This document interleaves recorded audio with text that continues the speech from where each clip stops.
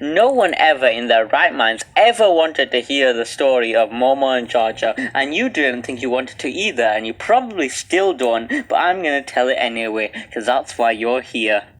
This is the story of two lonely freaks.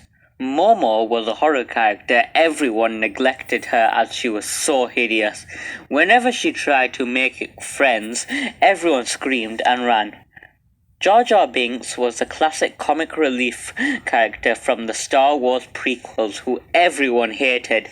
I mean, I thought it was pretty good, not gonna lie. Jar Jar was going through another day of being hated. At least 27 boulders were thrown at him as he was walking back to his abandoned lake when he came across an abandoned playground. So he went and sat on the swings. He looked to his and saw a girl sitting there. I mean, we all know that this was Momo. That's pretty obvious, right? Jar Jar, being Jar Jar, went up to her and was like, "Misa saw you crying. Misa upset too." "You're dumb," said Momo, and so they went back to Jar Jar's lake, where Momo had absolutely no scuba gear, and she drowned. When she awoke in the morning, they went off to get the marriage. All the inmates cheered as the new couple left the raft. "Should we try to stop them?" asked Officer Timmy. "Nah, I don't want to touch that thing," said Officer Kasim. Momo worked her day job scaring kids as Jar Jar stayed home. After about 6 years, Jar Jar announced something to his wife. "Momo, we're going to have a baby." 6 days later, the baby was born. They called him Moto Moto.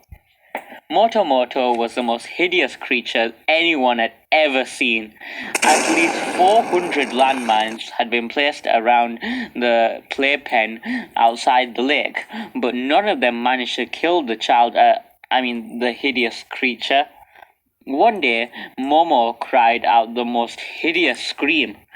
Jar Jar, who was busy playing Grand Theft Auto 3 at the time, didn't hear it, so Momo stabbed him with a plastic fork, and they went to find Moto Moto.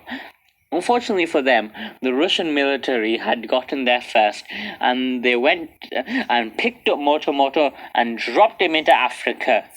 Unfortunately, he survived the fall, killing at least 20 zebras, which is where he remains to this day.